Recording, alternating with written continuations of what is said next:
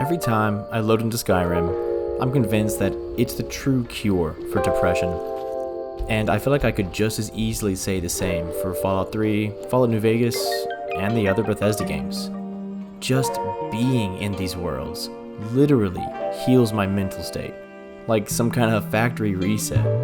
And the more I think about it, the more I realize a lot of you probably feel the same way. So in this video, I aim to explore why that is and how Todd Howard became our personal therapist.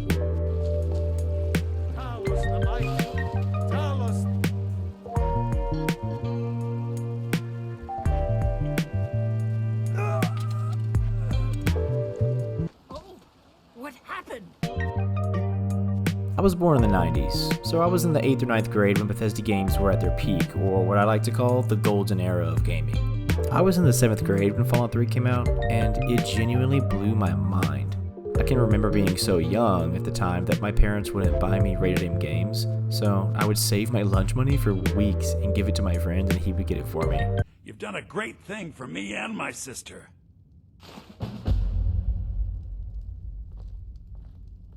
A year later, New Vegas came out. It was possibly my favorite game of all time. I can't even tell you how many school nights I spent staying up way too late playing that game. Then, a year after that, Skyrim would come out. What do you want me to carry?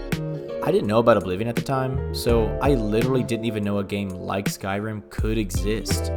I remember even as a 9th grader, finishing the main story and realizing I had accidentally rushed through the game, and then wishing so badly I could go back and restart the game for the first time. That's a pretty profound impact for a game to have on a 15-year-old kid. To summarize this time in gaming history, I'm going to use a quote from Dr. Seuss. Sometimes you don't realize the value of a moment until it becomes a memory. And oh boy does that apply here. These weren't just games for me. It wasn't just something I wanted to beat. For me, and I think this might apply to all of us, it became an experience.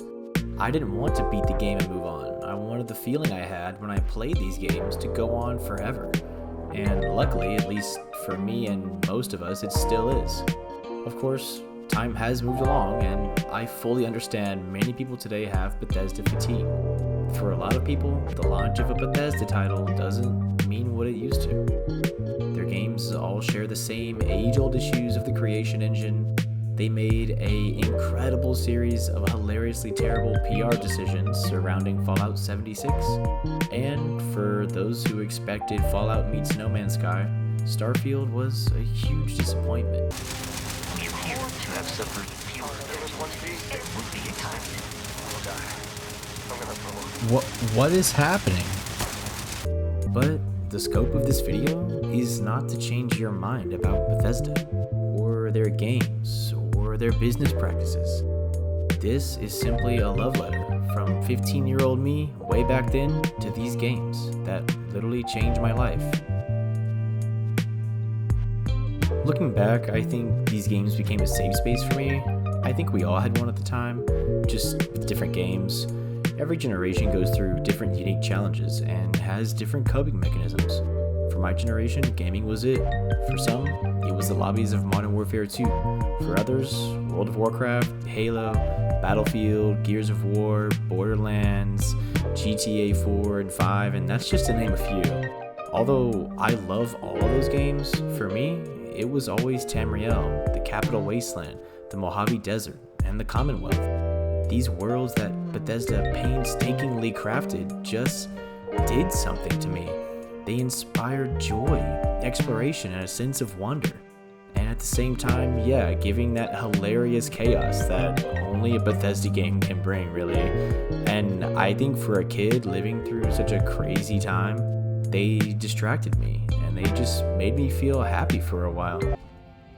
Sure. Perfect. Oh. Okay. I came here from the Imperial Province to work with my brother Lucan. Uh-huh. People joke about the term Bethesda charm as an insult to Bethesda fans, when it comes to the creation engine's bugs. And yeah, they're annoying and they definitely shouldn't still be there after all these years.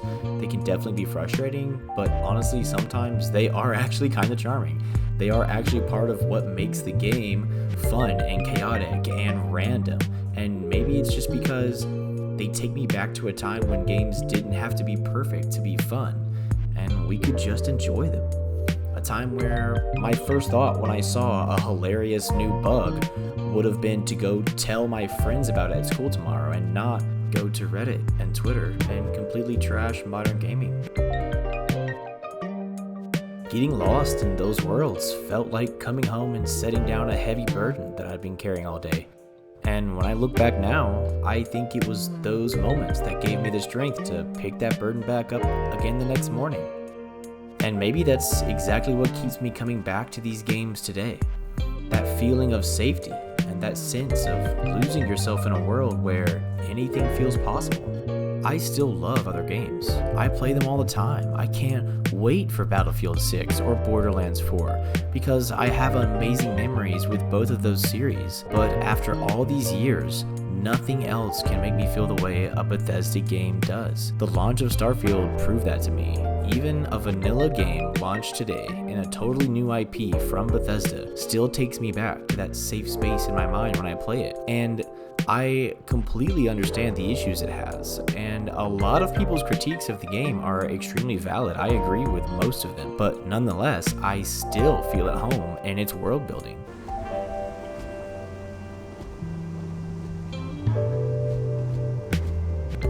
I can spend hours in any of these games just walking around, taking in the view, or talking to an NPC that I somehow haven't met before, or stumbling into a new quest that I somehow haven't seen before. And yes, and when I log off, I feel lighter, decompressed, like I was able to forget about the everyday struggles that we all carry, even if it was just for a little while. Sometimes that means laughing at a ridiculous bug that still shouldn't be in the game after all these years. Sometimes it's getting lost in a new area, or it's discovering something I hadn't known about the game from someone else, one of my friends, or YouTube video. Sometimes it's an adventure that I'll remember for years, and that's not even touching the incredible mods that keep these worlds alive for literal decades. The Skyrim footage you've been seeing on the screen is from a vanilla playthrough I just started, and I'm not gonna lie, I had slightly lower expectations because I'm so used to playing with so many mods. But I have had so much fun back in vanilla Skyrim lately. I truly don't think you can chalk this whole phenomenon up to simple nostalgia. I would agree that that would be part of it, but there's gotta be some other level of Todd Howard sorcery at work here. I really think it all comes back to the amount of love the devs put into the worlds themselves. The writing and the lore priorities or the mechanics, those differ from game to game. But the thing that has remained consistently Bethesda is the level of detail and the love you can see and feel in each of these worlds. Every time a bug or a stupid story beat or a bad quest pulls me out of the immersion, the world itself pulls me right back in with an Aurora Borealis or a mountain or a environmental storytelling beat like from Fallout or an amazing view on a new planet. And this is consistent throughout all of their games. There's plenty of issues. I'm not ignoring them. I just keep getting sucked back in. It got bad back in Cyrodiil. The war with the Thalmor ruined everything. Dang. I came to Skyrim looking for a better life. So what did I get? Another war. My sister Camilla or I will be happy to help you. What are you doing that for?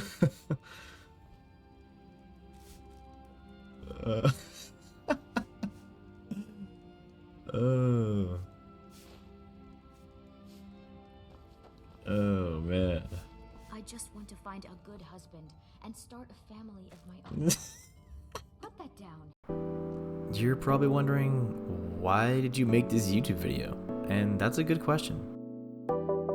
I've always wanted to start a YouTube channel. I've just never had the courage to put myself out there until now. But I really want to build a community of people who love these games as much as I do, and who understand the feeling that I've spent the last 8.5, 9 minutes describing. So, hello YouTube, and let's see where this goes. This is more serious of a tone than I normally have, but this is a serious topic to me, and I wanted to make sure I did this topic justice and didn't make too many tasteless jokes about it. But if these games mean something to you too, I'd love for you to be part of this community. Leave a comment, tell me your favorite Bethesda memory, and if you want to join me for more of these adventures, consider giving a like and hitting subscribe, and let's keep exploring these worlds together. If you've watched this far, I truly can't thank you enough. I really don't know what has compelled you to stay this long, but I honestly, truly hope that you have a wonderful day and a wonderful life, and love yourself.